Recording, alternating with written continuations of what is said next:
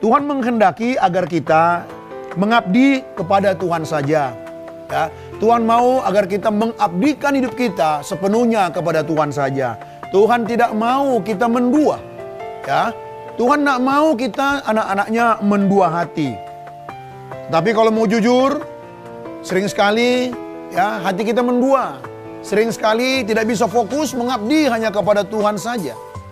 Sesungguhnya apa yang menghalangi? Ya, apa yang menghambat kita orang percaya tidak bisa mengabdi kepada Tuhan? Sering sekali bias, sering sekali bisa tidak fokus. Matius pasal 6 ayat 25 memberi jawaban dengan jelas kepada kita. Saya bacakan kepada kita.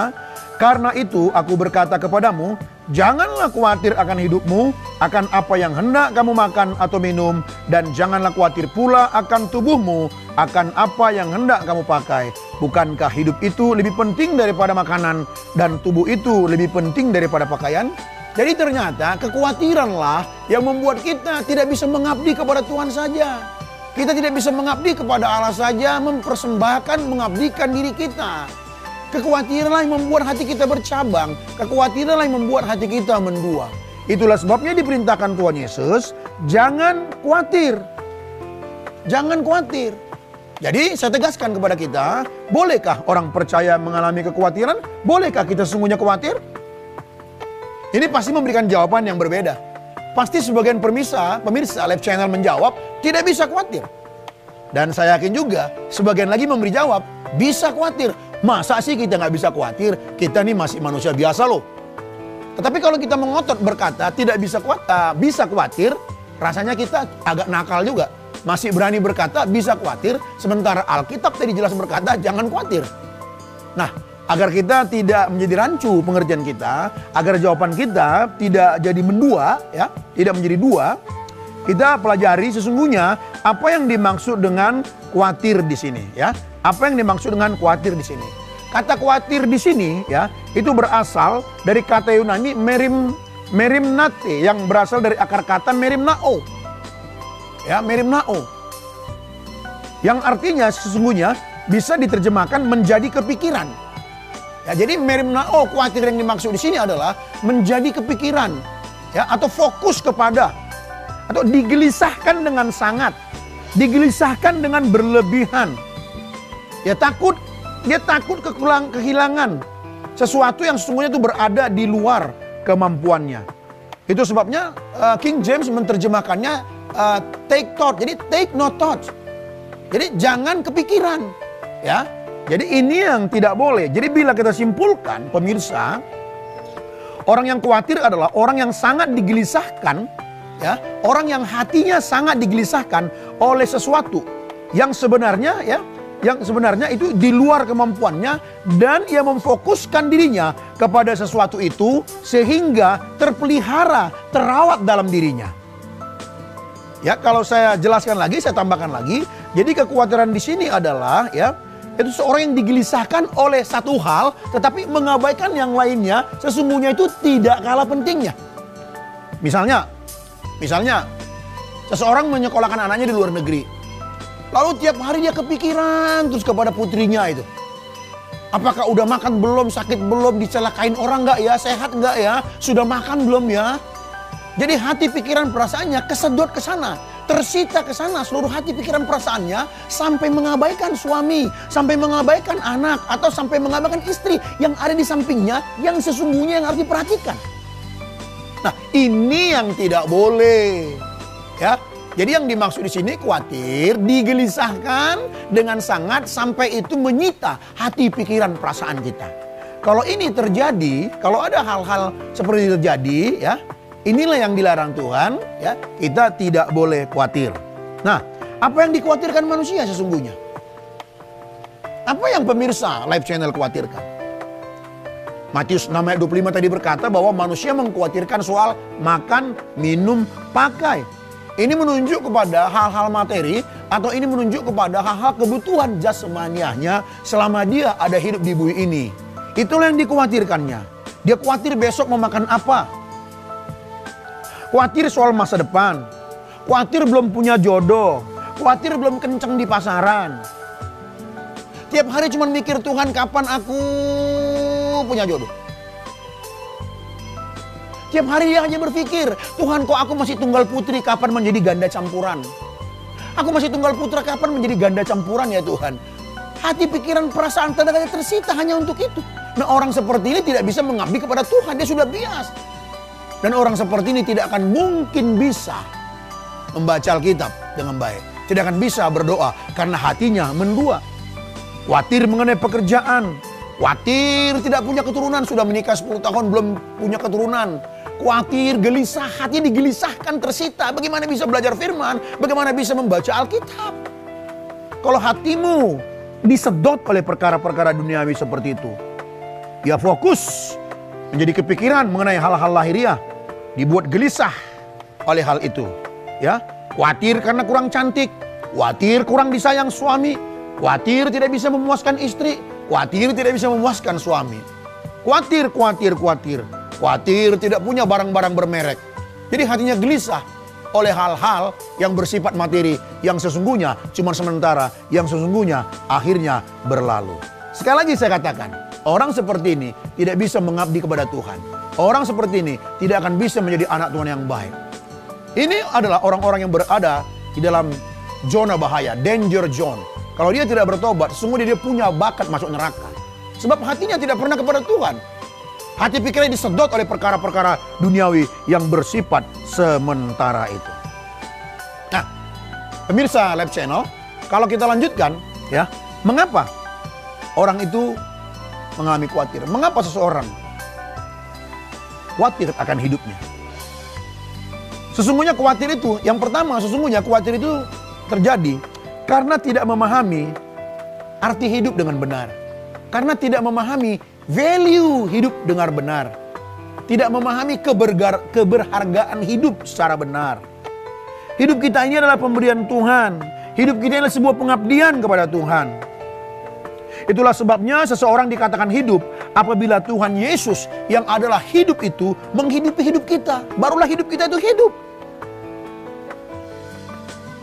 Jadi sesungguhnya, ya, kekhawatiran itu muncul karena salah soal nilai hidup. Nilai hidup kita bukan ditentukan oleh makan, minum, pakai. Nilai hidup pemirsa bukan ditentukan oleh apa yang saudara pakai. Bukan. Jangan pernah berpikir hidupmu hidup ketika kau punya mobil mewah. Jangan kau pernah berpikir hidupmu jadi hidup ketika kau punya rumah bagus. Ketika punya anak-anak, punya harta banyak, punya semua. Value hidupmu tidak bertambah karena kau punya banyak. Dan value hidupmu atau nilai hidupmu tidak akan berkurang karena kau punya sedikit. Karena perkara-perkara dunia, hal-hal yang bersifat lahiriah ini tidak menentukan hidup kita. Kita anak-anak Bapak Surgawi yang tidak bisa dibeli oleh uang, triliunan rupiah tidak bisa membeli kita. Tidak bisa. Hanya darah Yesus, nyawa Yesus, hidup Yesus yang membeli hidup kita. Kalau tidak, Tuhan tidak perlu turun dari sorga. Karena dia tahu tidak yang bisa membeli kita. Tidak yang bisa membayar hutang kita selain dia. Itulah sebabnya ia turun dari sorga. Jadi kalau pemirsa menaruh nilai hidupmu pada benda-benda itu, ya, pada hal-hal yang bersifat lahiriah, seperti yang saya katakan tadi, harta, jabatan, pangkat, kehormatan, itulah membuat orang khawatir. Sehingga dia ketika tidak punya banyak, maka dia akan gelisah, dia akan berusaha mencari dengan menghalalkan segala cara agar mendapatkan yang dia inginkan. Karena apa? Karena dia rasa dia tidak hidup. Karena dia rasa tidak bernilai. Jadi, makan, minum, pakai bukanlah ukuran nilai hidup kita. Kalau itu menjadi ukuran hidup saudara, maka ketika saudara punya harta banyak, punya jabatan yang tinggi, punya rumah besar, maka saudara akan sombong dan meremehkan orang lain, menganggap orang lain tidak bernilai.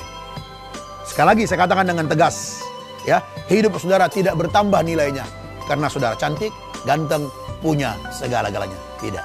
Hidup saudara bernilai ketika Tuhan Yesus yang adalah hidup itu menghidupi hidup saudara, dan saudara memperagakan hidup Yesus itu dalam kehidupan sehari-hari, dan orang sekitar saudara bisa menikmati hidup Yesus itu yang kita peragakan. Itulah baru namanya hidup. Sekalipun engkau tidak punya banyak, sekalipun engkau belum punya rumah, sekalipun engkau belum punya keturunan, tidak sebagus orang lain, tidak secantik orang lain, sekalipun. Kalau kau memperagakan hidup Kristus itu, disitulah hidup kita bernilai. Oleh sebab itu jangan menciptakan kasta. Manusia yang suka menciptakan kasta pada dirinya sendiri.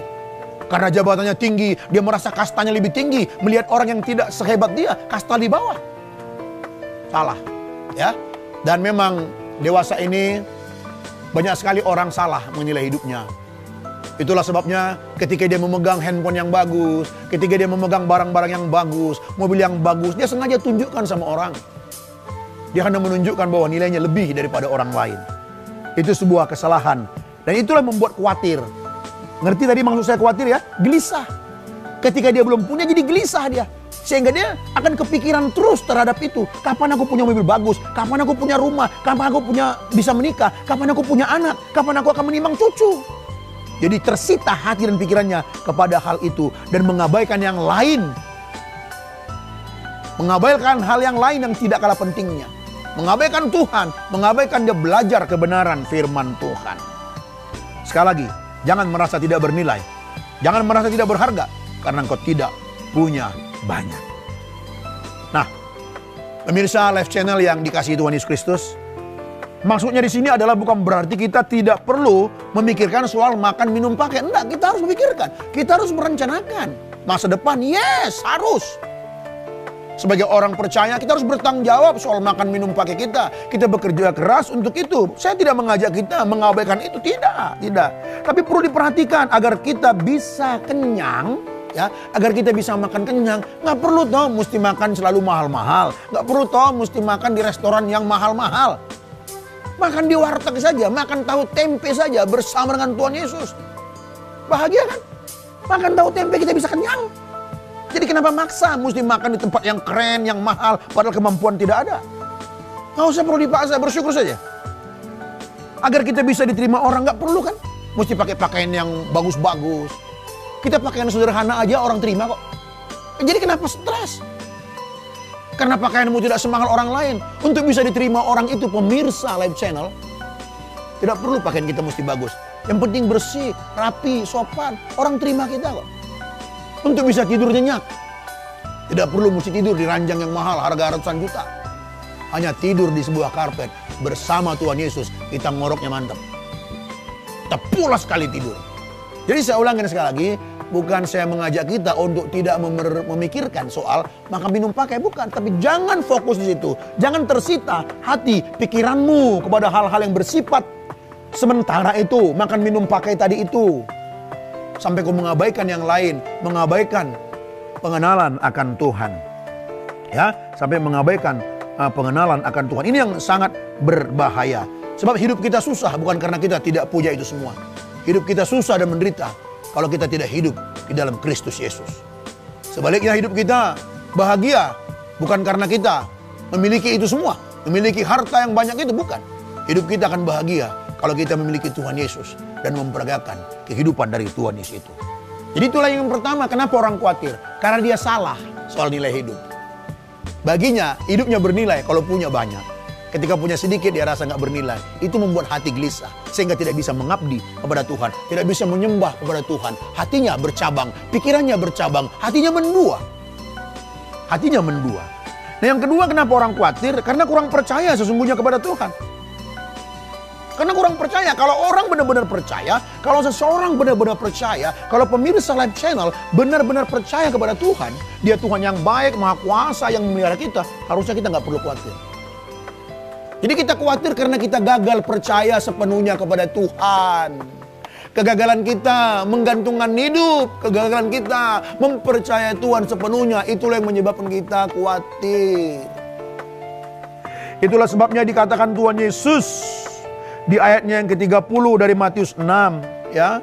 Matius 6 ayat 30 dikatakan, jadi jika demikian Allah mendandani rumput di ladang yang hari ini ada dan besok dibuang ke dalam api, tidakkah Ia akan terlebih lagi mendandani kamu, hai orang yang kurang percaya? Jadi kekurangan percaya kita lah yang membuat kita itu khawatir. Kalau pemirsa benar-benar percaya sama Tuhan, bahwa Dia baik, bahwa apa yang Dia lakukannya mendatangkan kebaikan bagi kita. Apapun keadaan pemirsa sekarang, seberat apapun keadaanmu, nggak mungkin hatimu khawatir, tidak mungkin hatimu gelisah, tidak mungkin hatimu tuh sampai tersita kepada perkara-perkara dunia, karena engkau tahu itu semuanya bersifat sementara.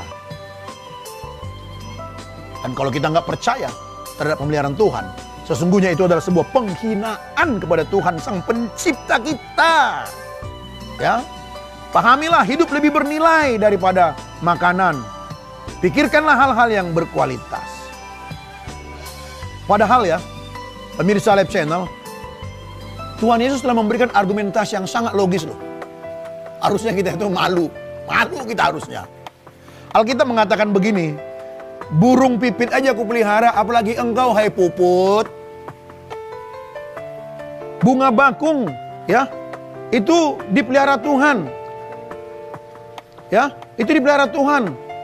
Semuanya dipelihara oleh Tuhan. Itu kan sesungguhnya kan menunjukkan argumentasi yang logis dari Tuhan. Burung pipit aja dipelihara oleh Tuhan, apalagi kita gambar dan rupanya. Kenapa khawatir begitu? Ya, jadi pemirsa Live Channel yang dikasihi Tuhan, berjuanglah, bertarunglah, agar engkau tidak lagi dikuasai oleh khawatirmu. Dengan kata lain, sesungguhnya Tuhan hendak berkata seperti ini. Anakku yang kukasihi, anakku pemirsa Live Channel yang kukasihi, kata Tuhan. Jangan khawatir akan hidupmu, jangan gelisah akan hidupmu. Aku penciptamu, sempurna memeliharamu. Dari lahirmu sampai matinya engkau, aku adalah Tuhanmu yang memelihara engkau. Jangan ragukan aku. Jangan ragukan pemeliharaanku. Kalau engkau meragukan pemeliharaanku, engkau sedang menghina aku, kata Tuhan. Dengan kata lain, pemirsa Live Channel, Tuhan Yesus tidak berkata, tanggung jawabku di bumi ini. Hidupmu di bumi ini, kata Tuhan, itu tanggung jawabku, kata Tuhan. Aku dengan cerdas, aku dengan hikmatku, dengan kuasaku, melindungi engkau, mengatur hidupmu. Jadi tanggung jawabku untuk memeliharamu. Tetapi anakku, pemirsa Live Channel, kata Tuhan, tapi engkau pun punya tanggung jawab juga. Apa yang menjadi tanggung jawab kita sebagai orang percaya? Dalam Matius 6 ayat 33 jelas sekali dikatakan, ya, jelas sekali dikatakan apa yang menjadi tanggung jawab kita di ayat 33, yaitu carilah dahulu kerajaan Allah dan kebenarannya, maka semuanya itu akan ditambahkan kepadamu. Inilah tanggung jawab kita, mencari kerajaan Allah. Kalau hidup kita di bumi, tanggung jawab Tuhan. Tuhan sempurna memelihara kita. Dia memberikan kepada kita semua kok. Dia berikan kita pikiran. Dia memberikan kita kecerdasan. Dia memberikan kita hikmat. Tuhan memelihara kita sempurna. Tapi Tuhan mau agar kita juga bertanggung jawab dalam hidup ini. Dan tanggung jawab kita itu adalah mencari kerajaan Allah dan kebenarannya. Nah, apa ini mencari kerajaan Allah dan kebenarannya yang menjadi tanggung jawab kita?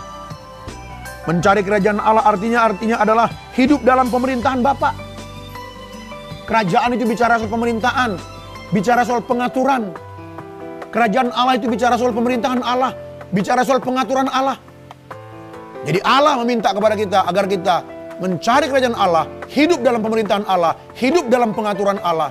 Dimanapun, kapanpun, dimanapun pemirsa Live Channel berada, cari kerajaan Allah, hidup dalam pemerintahan Allah di situ.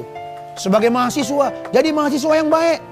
Biarlah engkau sebagai mahasiswa yang hidupmu diatur sepenuhnya oleh Tuhan. Dengan belajar rajin dan sebagainya. Sebagai seorang karyawan, jadilah karyawan yang baik. Biarlah hidupmu diatur oleh Tuhan. Biarlah Tuhan yang mengatur hidupmu sepenuhnya di situ. Izinkan Tuhan mengatur hidupmu.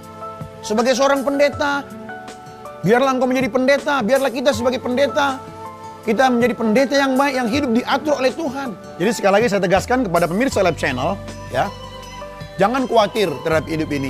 Jangan gelisah lagi. Karena selama kita hidup di bumi ini, Bapa kita dengan sempurna memelihara kita. Dia berkata bahwa, anakku sebelum kau minta, aku tahu apa yang kau butuhkan. Sebelum kau minta, aku tahu kau membutuhkan itu semuanya. Dia adalah Bapa yang sangat baik. Dengan kata lain, Dia hendak berkata kepada kita, anakku, adalah tanggung jawabku untuk memeliharamu selama engkau di bumi.